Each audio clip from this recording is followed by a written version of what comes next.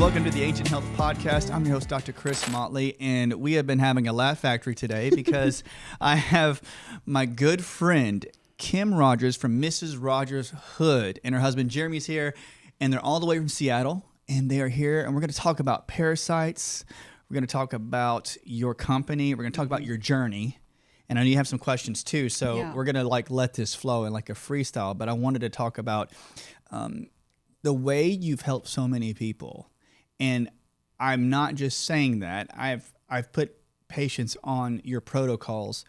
And quick side story, I've had especially men who men come in sometimes and they don't think they're, I'm fine. I'll take care of my family. I don't need help. Sometimes I'll find like bladder acupuncture points and such.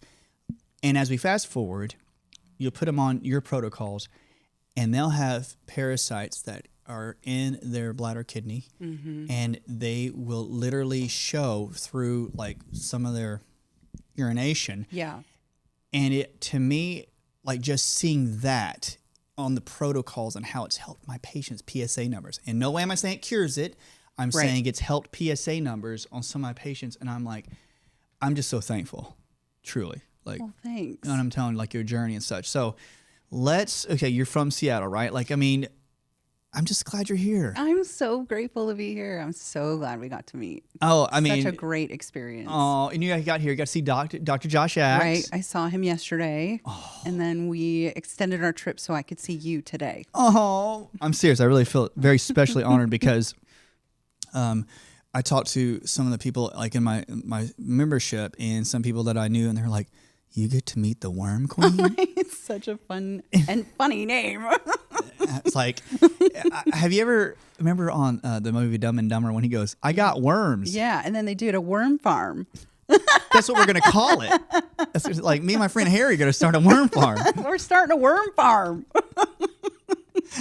The best. That would be awesome if like in Seattle or in that Washington area, you like cultivated a whole like farm living space, and all of a sudden we come up to you like later in years like I'm cultivating healthy worms.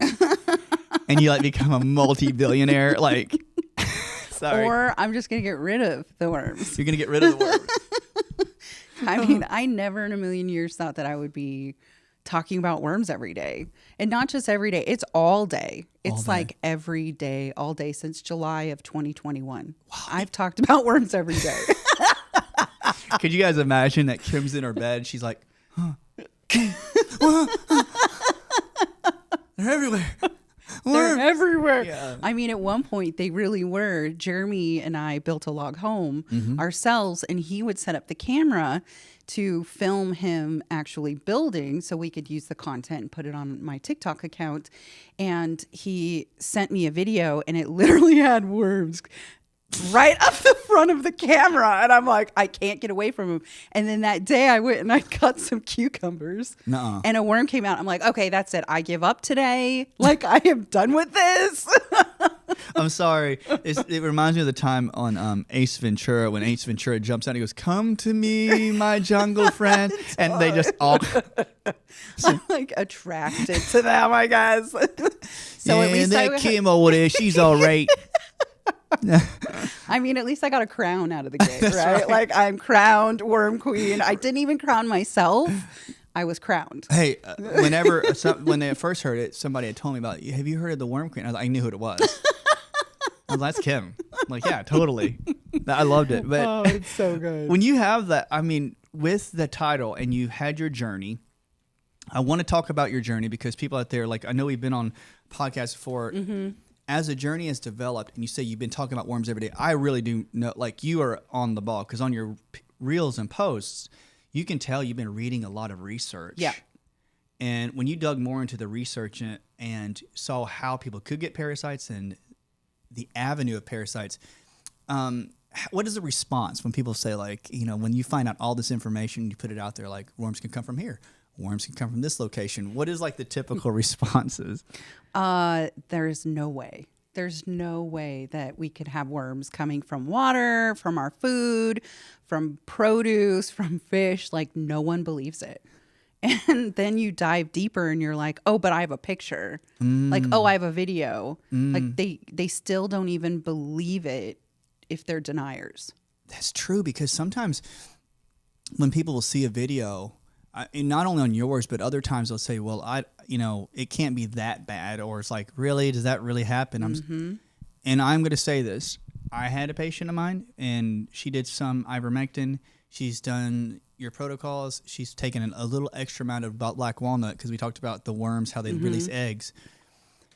And truly, she, through her medical doctor's advice as well, she was blowing her nose, and she sent me a picture, and she goes, what is this? Yep.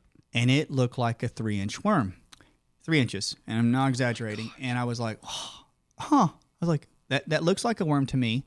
So I said, just keep that and maybe take it to her doctor. Wanted to do a biopsy on it. Literally 2 more. And there's no denying, in my opinion, what it looked like. It was not a snot, glob. It was literally a worm. Like 3 of them. Well, Sam Bruno, who's the co-host with me on my podcast, What's Eating You? Yep. She's blown hundreds out her nose.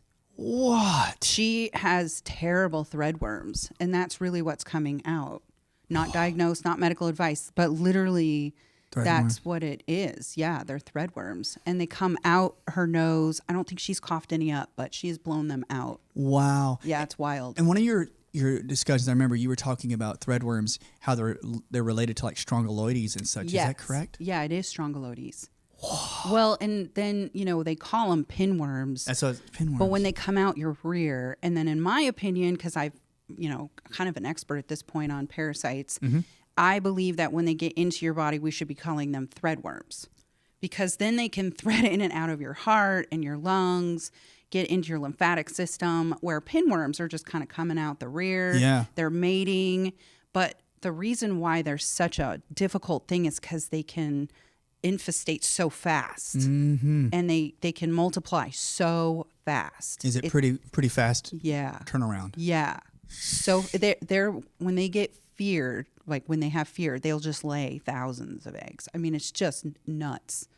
And that's not trying to make it a funny situation, but on one of your posts, it was kind of funny, but you were talking and showing people like in other countries where their bottom itches, and Last night, that was amazing. And people, hey, we're not. This is to help everybody, but like there's times when people will go to me and they'll say, "Hey, doc, I'm not trying to be like too TMI." They always say, "Not TMI." They're like, "But my butt itches a lot," and I'm like, yeah, they're coming out, they're dropping the eggs, they're getting fertilized, and then the woman goes back, the female goes back in. Wow. And they do it at night, especially at night, but then the romantic. eggs are all in. Yeah. Romantic. Little Randy at night. They're like, hey, girl. Somebody put some Marvin Gaye on out here. Could you imagine? Oh my God, that's the best. Could you imagine? I mean, maybe it'll go away because of the frequency, because they're a frequency. Yeah. They're all a frequency, and they have their own frequency. And that's why sometimes when people take those synthetic drugs, they're not always treating the frequency of that particular parasite, especially Ivor. Wow. Ivor just treats those few, like roundworm, flatworm, tapeworm, not pinworms. And in fact, it can actually cause further issues with a pinworm infestation because it's not really treating it. And it's hard because I don't talk about this a lot because it is such a sensitive topic, right? Yeah. Ivor's such a sensitive topic. And so I always tell people that if they do a synthetic, they should always follow up 7 days after with the Parasite kit, because I've used such general herbs that can go in and target more parasites and worms. Yeah. So that's really an important thing. And people aren't binding with it, which is causing even more havoc in their body. Like, I saw this start to become like this huge trend when I went viral. And that's really what made me decide to make my own kit, because I'm telling all these people, don't do this, do this. And it's kind of like, I'm not wanting to give medical advice, but this is what I did because Jeremy and I were so infested because of our water. Oh, that talk about it just ended up causing me to talk more and more about other people's products. And then I'm like, well, you have to take this if you think you have this, and there's no good testing, which is one thing I want to ask you is, why is there no good testing? And then, you have to do it this way. And it just became so much over a 6-month period after I went viral. Yeah. It's like 40 to 50 million people were watching me a month. Wow. I mean, it was wild. It was wild. Wow. Yeah. So I didn't want to give them wrong information. So I was like, I'm just going to start my own kit. I'm literally going to go and dig into herbs, which I had never dug into herbs before. I read as many books as I possibly could. I researched as much as I could. I literally looked at other countries and how they deworm. I looked at the Amish and how they deworm. Oh. I looked at Mexico and Germany, Korea, anywhere that I know that they're deworming, I was digging into their medical system. I love that because when you have different areas and different regions, you can find that there are different herbs that work for people in different areas. And I love herbology. Like if I went back and did extra studying, I love reading about herbs as well. So I want to go back when you say like 40 or 50 million people watching your stuff monthly, that would tell me that there are individuals that know this is a problem. Yes. And that's what happened when I went viral. So when I went viral on July 18th of 2021, I had 1 million people in 2 hours watch my video. And it shut my TikTok down. It shut my phone down because it was so fast. People were commenting and liking that it just like my phone was like glitchy, didn't know what to do. So it just shut off. What? It was wild. I mean, it was wild. In my opinion, it's a great way to go viral. Yeah. Because you're seeing the need and it's something that's over. Like when you start talking about ivermectin, when everybody would, because it was 2021. Yeah. So it was like 2 years. Yeah. People were like, do not talk about that. And I didn't even realize that because I don't watch the news. So I had no idea why ivermectin couldn't be talked about. I remember when COVID had come about, it was the same effect. You couldn't talk really necessarily about COVID. Right. Because I didn't want to, cause anybody to think I was insensitive about anything. But I remember at one point, all I did was describe what they were saying, what the virus is about. And some people were like loving the information. Other people were like, hey, and they would get upset about it. And even with ivermectin being a very advantageous type of, supplement or medication, I think though with ivermectin too, you have to be careful when it starts to become so widespread. Everybody like it's ivermectin and right. such. And I'm with you. When you talk about your herbs. The synergy of the herbs because you give it with it, and I'm telling you, like, it's like the best ratios. Yeah. It's like having a good team. Yeah, totally. Yeah. And you're trying to go in and get rid of something. Like you're trying to go in and put it into remission or treat that symptom. And so why not give it everything you got? And that's what we did. I mean, we did everything. So when I say this is how you should do it, it is really how we got rid of our parasites. Yes. Because there were so many. I mean, I had roundworm, pinworm, and flukes. And okay, so people, I know the worm queen a bit. They want to know the worm queen. All right. The worm queen. Yeah, she is the champ. What are with flukes? Some people may not even know between a fluke and a roundworm. Can you give us some basic description of what they look like or what people would expect? Then somebody out there is going to hear it and they go, oh, I got flukes. I have to have flukes.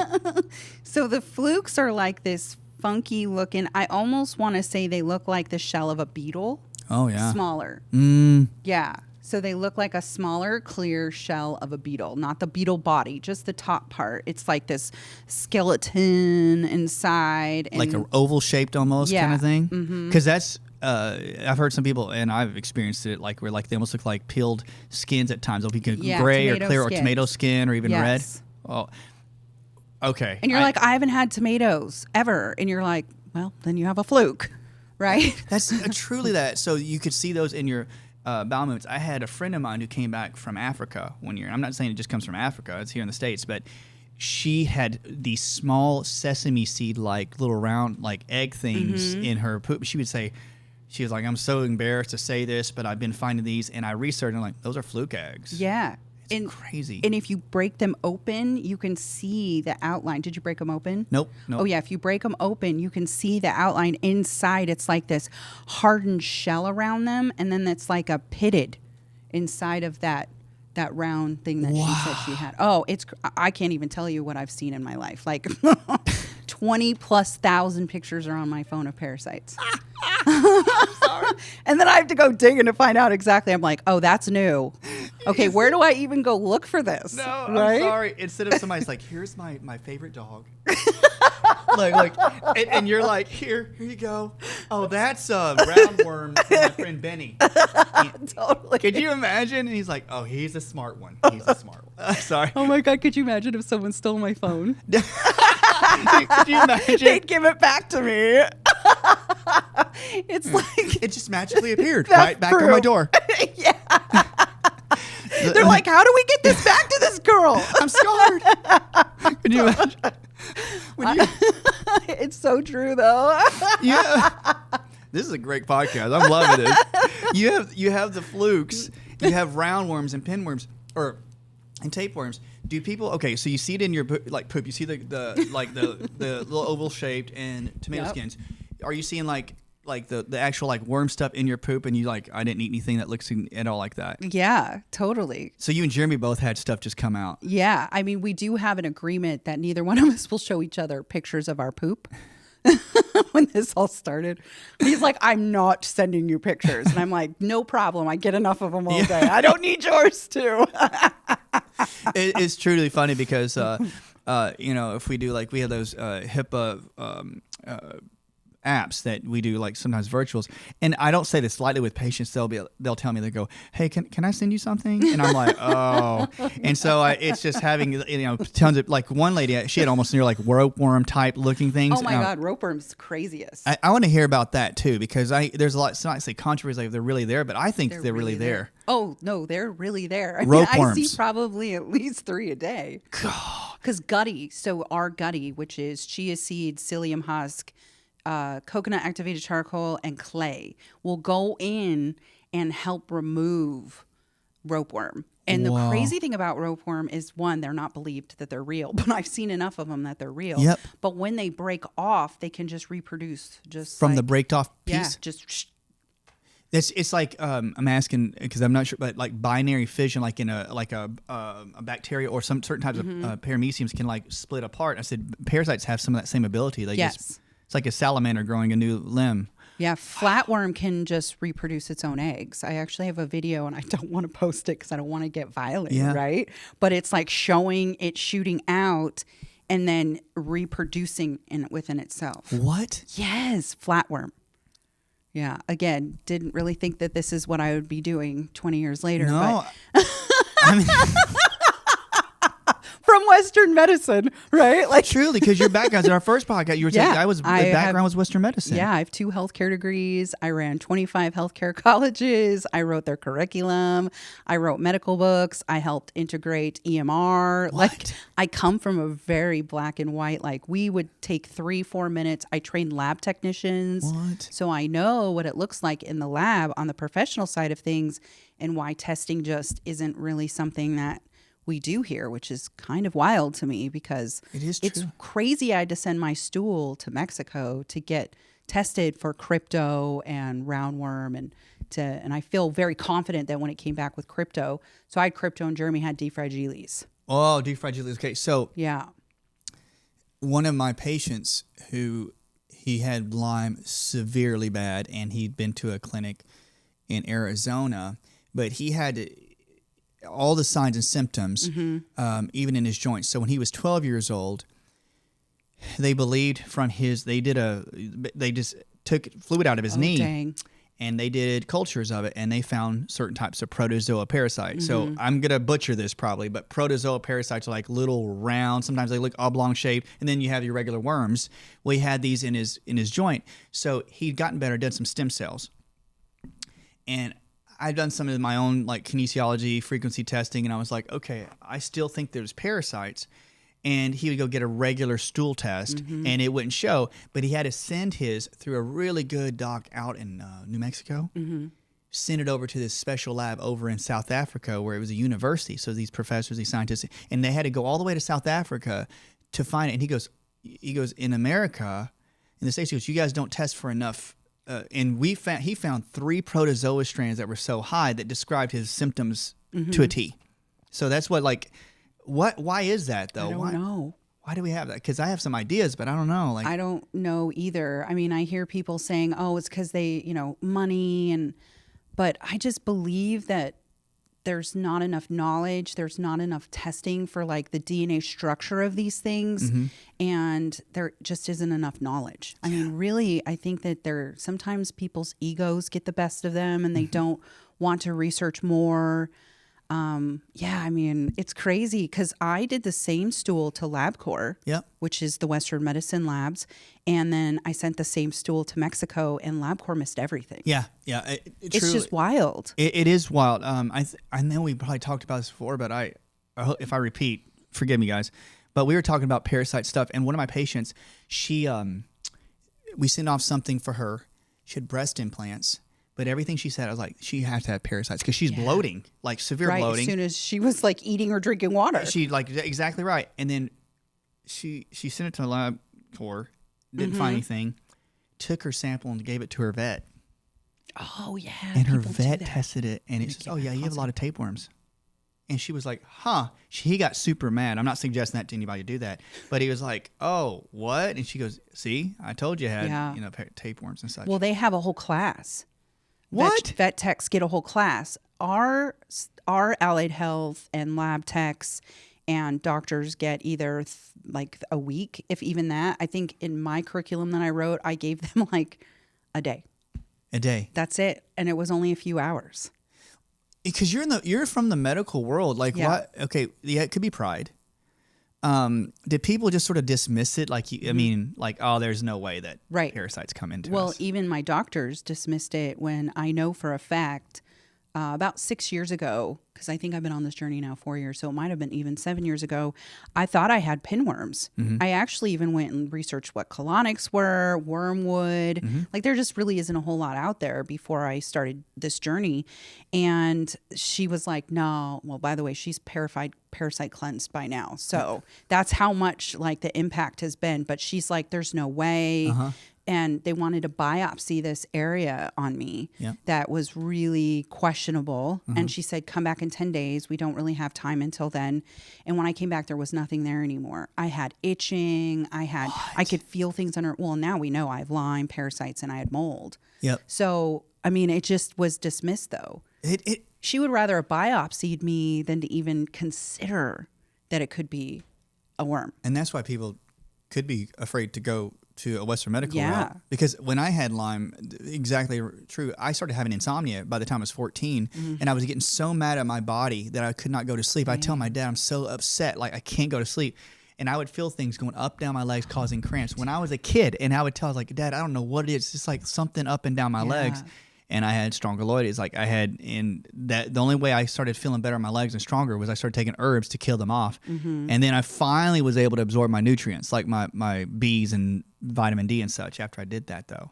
Why do you think they're not good at testing? And why do you think so many people have Lyme? There's going to be like some controversy about like what I don't say I believe I know. I mean, these are some of the discussions that people are having. I think that, again, like you're saying, that personally, I don't think there's probably enough money in the actual testing for parasites or Lyme. This is like what I've read and possibly what like some of the things I look at. Because if you think about it, if you take wormwood, I mean, or take black walnut, which is a beautiful natural thing God gives us, and we can steep it, you can tincture it, you can do this. And yes, it costs a little bit of money, but it's not as, it's not as expensive as if you went to a Western route, like somebody wanted to cut you open and do something of that sort. I think that the model, in my thoughts, are that since there's not necessarily a big money gain from it, that it's probably just overlooked. Because I have to consider this. If you're thinking about a cell and a cell being able to absorb a nutrient and something blocking the cell from absorbing the nutrient, basic physiology would say, like, if a parasite, which is on the CDC, they shows, right? We were talking about 60 million people have them, they say. And they show diagrams on the CDC. Could a parasite interfere with the blockage of that nutrient or cause disruption in that cycle in the cell or that absorption? Yes. Why would it never be considered? And I am with you. I sometimes get dumbfounded, even with Lyme, because Lyme, hopefully I'm not getting too far off, but the Lyme disease, it's like, well, the CDC and even NIH would say, like, they say if you have MS type symptoms, you need to look at Lyme. And I was like, first time I read that, I was like, because I had Lyme, I was like, oh, they're recognizing it. Now I'm thinking that when we first think of a neurological symptom, we're thinking MS, Parkinson's, and you have tons of drugs for it. Yep. But for Lyme, I mean, let's take some wormwood, let's take some cat's claw, let's take some Japanese knotweed. So my views is not anti-Western at all. I mean, Western medicine, I had that surgery, saved my life. I'm just thinking like with some of the motivations behind it. That's what I consider, I think. I think the same thing. Yeah. I do. I don't think that people are being malicious and being like, ooh, it's not possible at all. I just think that when you go beyond their scope of practice, they get nervous. Yeah. And so I feel that because I also got a little nervous when I started going viral and talking about things like this, because I'm like, oh, I don't have the credentials behind my name like everybody else. And so it was a little bit of a different thought process. But I just think that it should be considered more.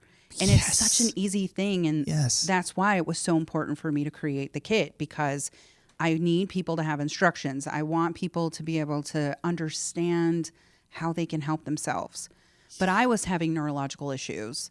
And I also worked in neurology. So I went to school. One of my degrees is a medical specialist. Oh, my goodness. So I was a licensed medical specialist. That's what I did in my field. And I worked in endocrine and I worked in neurology. Did you see it there too? Yeah. Yeah. And I think that, and this is my opinion, but I helped with Tysabri, which is a once a month IV that is given to MS patients, but it's a steroid. And steroids actually cause the parasite to freeze. It immobiles them. And so when you have that, obviously you're going to be okay with and not have symptoms, right? Because you've just kind of stopped them. You've paralyzed them. And then all of a sudden they wake up again and you get symptoms again. I realized this because I get stellate ganglia blocks in my neck, and I had a terrible infestation in my neck. Oh, man. In my lymphatic system. So I was getting stellate ganglia blocks, which is a nerve block to help calm my PTSD. I get those a few times a year. And when I was getting them, all my symptoms would calm down. Wow. So I started researching steroids and parasites. And I realized that it actually like paralyzes them. And then they wake up and then they're mad. And you being able to research that and find information has shown that it's been studied before. Like people are saying like, I'm saying that it's been suppressed or it's like not even looked at, because I know people out there when they get treated for parasites, and this is not laugh time, but it can make us like I can't believe sometimes. I had a patient that had severe anxiety and PTSD after her husband passed away. And she had it ever since he passed away. It had been like 8 years. And then she, very sweet lady, just so sweet. She goes, she was taking some Parasite, doing all these things. She goes, I want to tell you a story. I was at the restaurant and used the she goes, I had to go to the restroom. She goes, I didn't even want to stay at the restaurant. I knew it was going to be a doozy. That's what she said. I was like, okay, all right, it's going to be a doozy. Jeremy's like, it's going to be a doozy. So she goes back, goes to the house, and she says, I released a worm. She goes, it was like the length of the toilet, like the whole thing. And we have really done well. We were getting rid of her strep. She says, I had hardly had an anxiety attack. She says, but you want to know what? When I got rid of that, she goes, I haven't had an anxiety attack since. And that was like 3 weeks ago. And she goes, yeah. And when you say those areas, people don't believe like that they can get into areas and cause changes in your neurology. Is that what they think? They think they can't. They hold trauma. They hold memories. I mean, our body holds memories and they hold trauma. They're a frequency and they're changing your frequency. And they get mad? Yeah. Yeah. I mean, I'm a totally different person than I was even 4 years ago before cleansing. Were you angrier? Oh, yeah. Totally angry. My whole life was a disaster. I mean, we went out to our property because I wasn't doing well. I was circling the drain. I mean, you could see it, you could hear it in my voice. I had no contact with my family for 7 years. Wow. Was it because people out there when they listen, they're like, they were saying, what were you feeling like? You were feeling like, were you agitated and everything kind of got on you? Real hypersensitive? Yep, hypersensitive. I wasn't going to the bathroom, so I had all those toxins still in my body. I couldn't focus. I becoming kind of nonverbal because I was so much in my head. and I could feel when I would get upset, and then I just like disassociated. Wow. And so when the parasites got it, like you feel this way, the parasites are in your throat. It's like they can congest right here and cause issues up in your vagus nerve. Yes, because they're like literally on them. They're on them. That's not amazing in a good way. That's amazing in a very terrifying way. Because so I heard that when a nerve has like a virus or a parasite on there, like the nerve responds, like it's going to release oxidants like to try to like kill off the infection. Then you start getting high inflammation around your nerves. Then. Yep. I have this one video and I haven't posted it yet, but it's a gal who they were doing surgery on her stomach, and it was a laparoscopic surgery. So it's just like one tool that's in there, and they're videoing it. Yep. And they found pinworms wrapped around her stomach, and the pinworms dropped onto the metal laparoscopic device. No. Yeah, serious. I find the coolest videos. I think that's why I went so viral, because I love the green screen. Oh. I love showing people, because you can listen to someone say it and they'll be like, oh, she's just some crazy worm lady. But honestly, it's a thing, and there's so much out there. I love to dig. I love researching. No, it's true. I mean, dig. I know. I was just going to say, are you a flusher? Literally. Are you a looker? Or are you a digger? I am not a poo digger, but I am a digger for looking for research. Get out your wooden chopsticks, my friend. Oh my gosh, we need to do a digging kit. People got to know how to dig. Right. You can have your own like name on it and stuff. That's my stick. You leave it there. At the end of it, it's got like the worm and a queen, like my merch. It truly is like whenever you think about like what you find online and you find information, that many people have gone through it. You can have that stuff stuck in your head. I mean, what about when individuals say like my memory's starting to go, I'm having short-term memory loss, and then there's certain journals I know you've shown them on your feed, and I would research like microbiology journals, and then you see like, well, there's individuals with men and women who've had CT scans and they find worms like on their brain, right? Tapeworm. Well, neurocystosarcoma, which is RFK Jr. has that. Yeah. He had a tapeworm from pork, and the physical worm is actually in his brain, but it's dead. So it's just like a physical thing sitting there, and it ate some of his brain. And he actually came out and talked about it.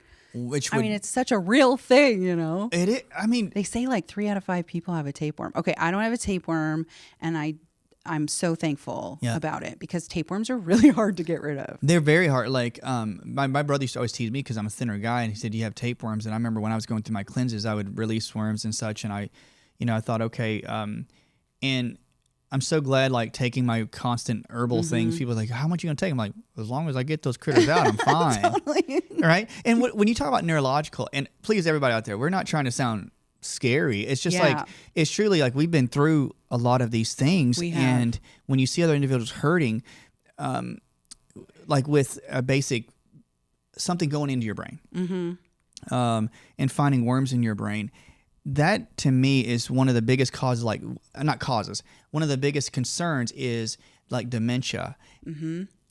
And I have to believe, they had to believe like if those infections like RFK Jr. having that in his head and eating part of your brain, because remember they had that stuff with like, it was Justin Bieber or, you know, like Dr. Amen was showing like certain parts of people's brain are like from concussions. And I'm not saying but they say Lyme brain, a lot of people are having like parts of their brain like eaten away, like deteriorated basically. Yeah, I mean, all of these things can cross the blood-brain barrier. Oh. So, I mean, that's the only thing that's protecting your brain, really, you know? I mean, there's a lot of other things, but like that is like that one that not everything can cross it, but these can cross it, just like strep.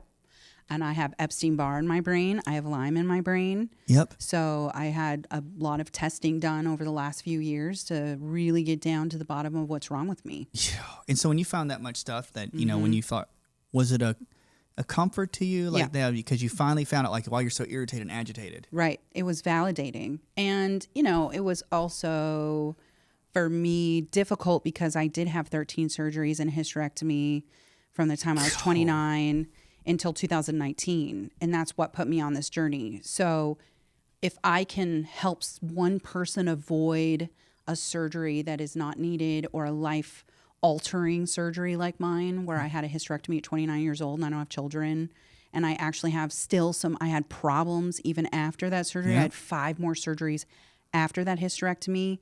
And that's what started this journey really for me was, why do I still have endometriosis if I don't even have a uterus? I have no parts at all.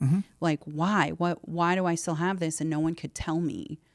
And so when I found in 2019, I was still having some pain. I had my surgery, and then a year later, I still was having pain. And my doctor's like, we can't cut on you anymore, Kim. Like, this is it. Like, you're like, we are just actually creating more problems with you by continuing to go in and try and remove whatever's in there. So the pain was so bad, like so bad. I couldn't imagine what your cycle times were like, because you're just like, they had no more parts, but I'm just saying, like, but you had pain all through this area here. Everywhere. My whole body was in constant pain, constant. And I'm a high achieving, I say this, and I'm a high achieving chronically ill person. Right? Like, I'm a high achiever. Like, I would have surgery, and I was still in college. I was a 4.0 student when I graduated both my degrees. You would never know how sick I really was because I'm just a high achiever. Yeah. And I didn't want it to get me down. So I would work 80 hours a week. I went to school for 4 years. While I was working 80 hours a week, I had 3 surgeries in that time frame. I mean, I just did not want to stop because I really wanted to figure out what was wrong with me, because what they were telling me just wasn't enough. Wasn't making sense to you. No, it wasn't. And it wasn't enough. Like, they're like, oh, that should be fine. This is my body. Yeah. Like, this is what I got. And I want to make sure I fully understand it. So, because like now you know, it's not like somebody else could tell you, like, you're feeling this way. You're like, no, I know how I feel. Totally. And this is how I feel. Yeah. Don't gaslight me. Yeah. Because that's really what it ends up being. And I feel like that's the part that's like irritating when we're talking about Western medicine, is that if you don't know, you should go find out and at least assist. And they just don't do that. And that's really kind of a sad thing for us as a Western medicine country. Yep. And so it really kind of changed my whole thought of it all, and I felt angry. Yeah. So I feel like a lot of my videos at the beginning of this journey in 21 was because I was going through that grief of, how did I not know? How did they not know? I need to tell everyone what I know. Yeah. I'm not going to hold back anymore. And then 2020 happened, and so it was like everyone was having this medical awakening, and I was like charging ahead with it because parasites ruined my life, right? But they've also helped me in so many ways to fully understand what's wrong with me. Wow. Same with mold. I mean, we have mold poisoning. That's why I made the Moldies kit. Yep. Because we had mold poisoning from our trailer that we were living in and building our log home, and I would have never known. And I have Lyme. So it was like all these layers. How were they so missed? And even... I want to talk about your question you have too, because I don't want to skip anything because this is such a good combo. But even like the CDC. Yeah. No knocking on CDC. I'm just saying, like, CDC would show on there, like, you can get a protozoa parasite through shellfish, through shrimp. And they show all these avenues. And it is dumbfounding to me that you could have that capability of getting a parasite, but it not be considered, like, in our Western culture, like in this country. I'm like, people eat shrimp, people eat crawfish or crayfish, right? You can put your feet in the dirt, right? Those are the things. And so people, like you getting Lyme, you getting bit by mosquitoes, you getting bit by ticks. I actually had patients here in this area go to some doctors and they say, oh, Lyme disease, and that doesn't exist here. Right. And I'm like, no, I've had thousands of verified blood work panels come to me in the state and they show me that. I'm from South Dakota, originally California. My husband's from Nevada. He's only lived in Arizona. He has Lyme and I have Lyme. Yep. So I've never been to Lyme, New York. I've never been in those areas. Yep. I was bit by a tick in North Dakota. I was bit by multiple ones, and then it was reactivated by a buffalo fly in California. Oh, my word. So it just shows that, like, there just isn't enough knowledge. And I feel like you as a patient have to dig for that knowledge. Like, it's your responsibility in a way, but that's why I give so much of my knowledge for free. I give all of it. All my ebooks are free. Yep. Everything I do is free, except for my kit, because I mean, I have a 10,000 square foot manufacturing facility and 30 team members. That's awesome. So you got to pay the bills too. I'm not trying to say, but it's totally. It's a beautiful way to do it, to help people. Like when you see this, like you had Lyme, your husband had Lyme, and now that you're raising the awareness of it, when you got angry, when you found out like all those years, and we needed to process and look for parasites and for all these things, like what did it find? But what was the turning point? Like you go, okay, I'm here now. I'm making the kit. I'm doing the work, and I'm getting out of it. Like, did that bring peace to you at all? Like when you, like your own healing, like your own spiritual healing? Yeah, I went to like that next level of healing because I didn't want to harbor the anger. I didn't want to have regret. And I've never had regret with this. I've never gone back and been like, oh, I wish I hadn't had a hysterectomy. I go back and I think if I had children, I wouldn't be doing this for society. Yeah. And so I don't look back at that. I do remember 1 hour I was so upset because I read on the NIH and the CDC talking about how schistomiacin can mimic things that you then have that you need a hysterectomy or. Oh, man. And I got so angry because I'm like, oh, yeah, I mean, I saw that in the toilet. I took a picture, one of the few, and sent it to my doctor. And she's like, yeah, that's it. And I was like, are you kidding me? I go out and Jeremy was working on the log home. I go out and I go, you need to come down from here. Or you need to come down. He was on a ladder. I go, you need to come down. And he goes, what? And I go, I'm so angry right now. I can't believe I just saw this. I can't believe I just read this. I'm going to research it more. I can't believe they lied. Yep. And then I went back inside. And then I did a video. And I Get your butt down here. Listen to this. I got to get it out. Yeah. And then I went in and I did a video with all of the data behind me that I just read. And I was like, before you go and get a hysterectomy that might not be needed, you need to read. Like, how much traction did I get? Oh my gosh. Well, at that time, I was very viral. So probably 150,000 to 200,000 views. Wow. And that's, I mean, because if it says it, like this has been known to be associated. And I know we talked about it before, like, Plasmodium. Like Plasmodium, there's a few different strains of Plasmodium. And what it does, it's basically malaria. And it can get it through mosquitoes and through, buffalo flies. You get it through flies and such. And then there's individuals that would come in and they have severe anemia. But they'd always tell you like, okay, I'm almost anemic. And my hemoglobin's a little off. My hematocrit's just a little bit off at this little area. And then they just say, don't worry about it. Keep an eye on it. And then I'll do some of my testing, and I'm like, you need to go get tested for malaria. I'm not saying I know, but I look at it, and it shows, Plasmodium frequencies. And we would think, and then you'd ask them questions, and I had 3 patients, and one is specifically, and you don't just get it in Africa or in any other country. You can get it here. But they would tell me, like, oh, yeah, after I got bit up by mosquitoes, that's when I got the sickest. And you would think, since it said it on the website, like if you've been to this and you got a mosquito bite, you should look for malaria. But it's not common knowledge. They just don't want to put it out there about anemia. Yeah. Because it's so common. It's very common. And hookworms can cause anemia because it sits on the side of your vein and absorbs the iron, which then keeps them, weighted down on the side of your vein, collecting the iron. Oh, okay. We have to have another podcast about that because to me, one of the things that is the most profound things, like I'll test for heavy metals. We both look at heavy metals stuff. And I was having people with anemia, and I need to look at hookworms. I did not know that. Yeah. And I would check for these patients, and every single one of them, we got further testing, would have strep. So I was like, okay, you got anemia. You all have imbalanced iron levels. And I started researching. Strep loves to take calcium and iron to make their own biofilms. And they will invade your gut to get the iron so they can make more of the mucoid plaques. I didn't know that.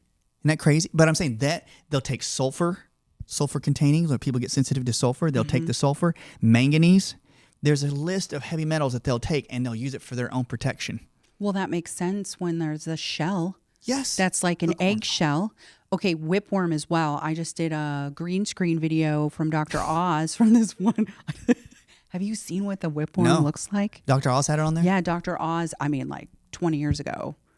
He's been doing this a while. He actually, in November of 21, reached out to me. What? Yeah, and I was going to go on a show, and that Friday that I was going to be on the show, he actually announced on Monday that he was running, and then they cultured him. And so they didn't do it, which we were not ready at that point because we had just started our company. So, you have to layer it the right way when you're doing a company that goes viral like us. It truly, and I'll say this, and I want to touch back when you said, like when you're talking about going viral and having children and being at the time you are here now, do you feel that divine God, I mean, you're at a point in your life, you're here now, Mm-hmm. and you went through all that hardship, and would you want your life any other way because you're helping millions of people? I mean, this is where you're supposed to be, right? Right. And I'll keep it's like, but when you're here, and I'm not trying to blow up your head, but I'm thinking if you look back on it, Yeah.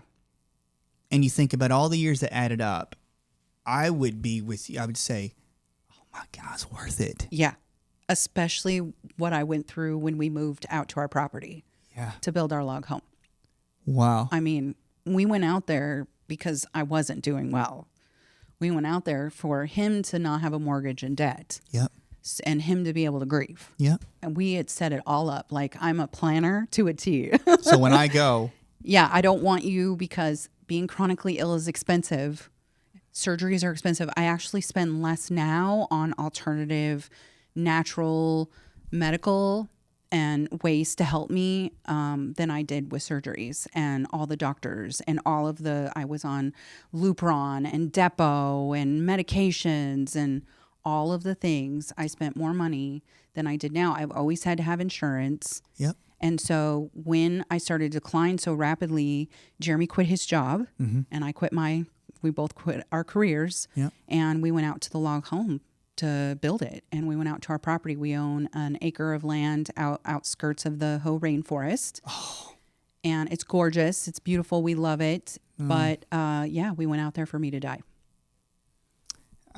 I mean, my heart goes out to when people out there are also like, they've given you these stories, probably have told you about, like, this is like giving me some hope to look into it, because when you put out information out there, which I think is so vital to put out as much information. I love when practitioners, when people are investigating like different types of, and I soak it up. I'm like, wow. And I think that when you're out there and you're like, this is where I'm going to be when I pass. Right. And I think that people receive information about a certain subject very well when they realize a person suffered through it. And you and Jeremy have both suffered through things, and you're like, oh heavens, the energy, you talk about the frequency, the energies, in my opinion, are there for you to do what? To cultivate, to keep progressing. So like your company, like moving it forward is like you're going to help as many people as you can. So, oh man, this has been good. I don't want it like, okay, I'm not tail spinning around, but I'm saying like, what other thoughts do you have like in your head right now? Because I don't want to take away the conversation. I'm just here babbling, not babbling. I'm like, this is great. I love it. I just don't want you to feel like I really love this. But what are your thoughts about as the company progresses, your plans in social media? Like, where do you see like the Parasite movement going? I mean, that's a really general question, but you're just going to keep putting information. I get it, but are we getting more notice? Are you getting more notice about Parasites? Oh, yeah. Yeah. And I'm also seeing like other people creating products because we've forged ahead and I pioneered and I'm the only one really in this space. There isn't a whole lot of people that dedicate every day of their content to Parasites. She's in her oxygen chamber, guys. Yeah. I'm like, I love it. I don't tell her. She's like, I'm going to tell you something. There he is. And I'm like this. I'm like, she legit. She's in her oxygen chamber looking at up information. And I'm like sitting here like, guys, I'm just going to go for a walk. I'm keep going. I'm sorry. No, it's true. I love it. It's so funny because, I'm so in my own world, right? Like once in a while I come out and I do in-person stuff and then I go back home and like, I'm just surrounded by Jeremy and that's it, Yeah. And so when I come out, I'm like, oh man, I realize what impact I've really done. There's a huge ripple effect. It is true. And I think it's very important. So everybody's watching the podcast. So, and we're going to do all where we can find you, but it is so important to send the love, to the people that you feel have helped you. And I think that it's really important that you feel the impact of what you've done. Yeah. Because I have a small following on Instagram, but I say that with love I'm thankful to people who follow like Chinese medicine, but when you do talk about parasites, your name comes up, which is, it's a testament in itself because online, like if you think of name like a few other people that could do parasites. I really don't know many other ones, but you've made that impact.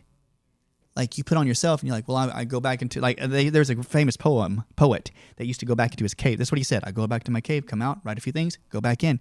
But he's recognized as the leader of that because there's a level of humility. Like when you want to help people, people can tell. Yeah. And that's what you show. Well, thanks. And, I feel like, I know I'm not alone. I have a great team with Rogers Hood helping me. And I have great people that I'm surrounding myself around, like you. Oh. So when you say what impact and how are these things changing, like the validation, right, that I got to watch you and Dr. Axe do a podcast 4 years ago about this, and you guys talk about it, and it's validating because I was out there alone. Dr. Jess helped me feel validated as well. Like, so I'm trying to surround myself with people that believe everything and know that this is an issue because it makes it, you have the credentials, you have the alphabet behind your name, and then I'm not just some worm queen that's chilling out there from the internet, right? No. Like there's validation and I send people to go see everybody because you need to have a practitioner that's going to firmly believe what you're saying and help you navigate through this. And when you say that, it's true. Like I try to send people, like if they do online and I say, okay, yes, I can help you with this and this, but I'll send you these practitioners.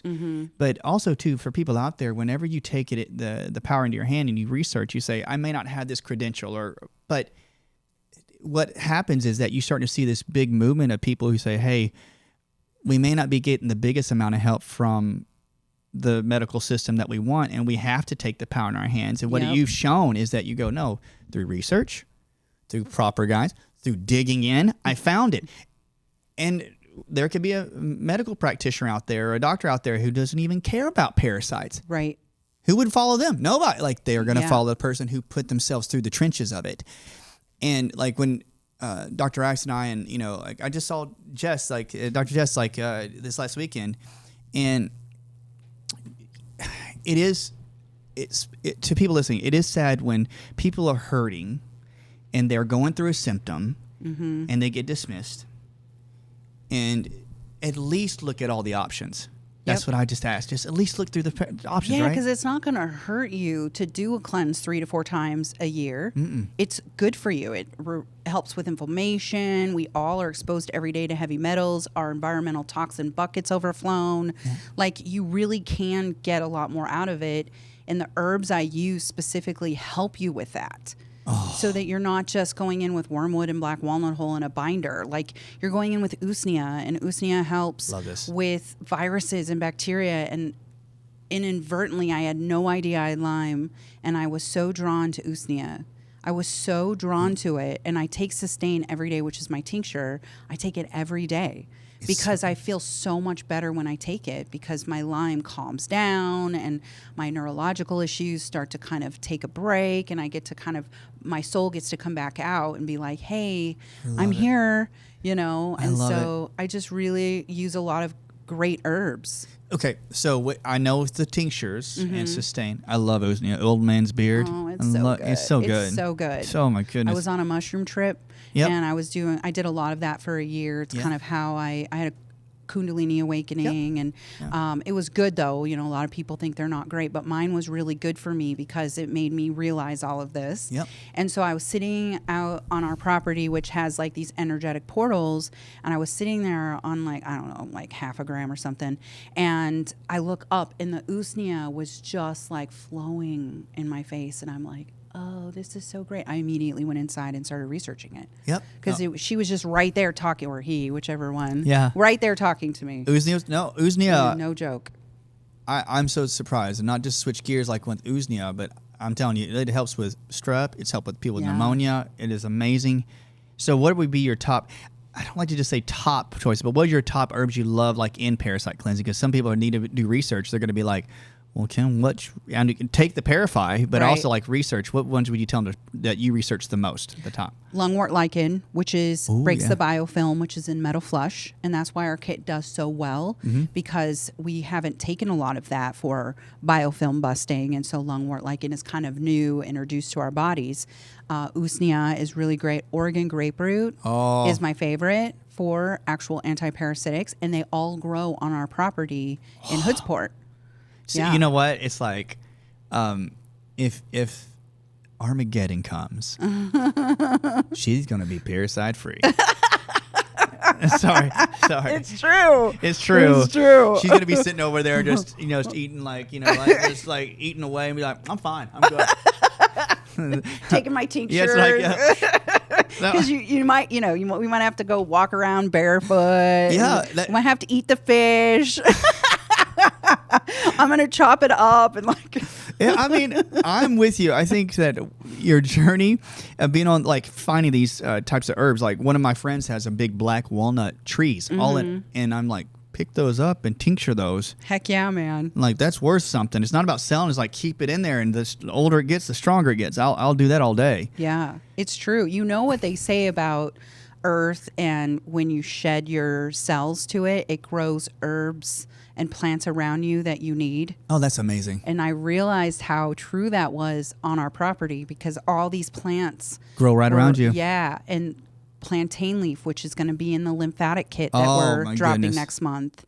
And I use cat's claw because it's called lymph kit, LYMF. Yeah. But I'm using a lot of lime herbs. To help with the lymph. Yeah, I'm using that, and then I'm protecting our brain because those two things you just don't realize when you have these environmental toxins how much damage is being done. Truly, I don't interject. I think that when we talk about lymph, one of the hardest things that in the office is I love plantain, and when you talk about putting those in, is that you'll see a congestion within the lymph nodes, like thymus gland, your appendix, your tonsils.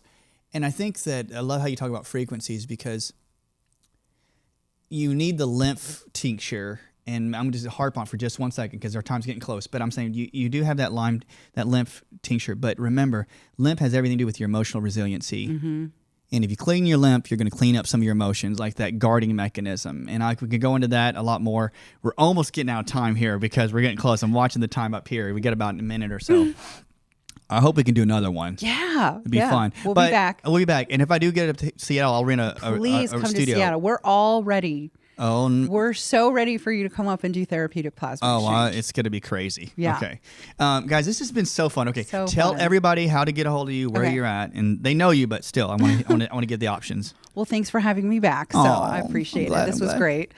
You can find me on mrsrogers.hood on Insta, Mrs. Rogers Hood on all the other platforms, and you can find me on rogershood.com if you want to grab a kit or get more information. Oh, I'll tell you that it's made profound changes in my patients. And I will tell you this. I got 20 seconds, 30 seconds. I had a patient that didn't, they were taking the tinctures, and I knew he had a kidney issue. And long story short, couldn't find it, started doing detoxing and such, started pulling out more parasites, and then they found the E. coli. And then, Crazy. Then they found, I'm not saying it caused anything. What happened is he kept having pain because it was dislodging that stuff, and they went down, he found almost a 3-inch stone. Wow. In his kidney. Oh, that's crazy. Information can be missed if you're not careful. But remember, positivity, look for those parasites, check her out. I'm about 2 seconds away. Have a great day.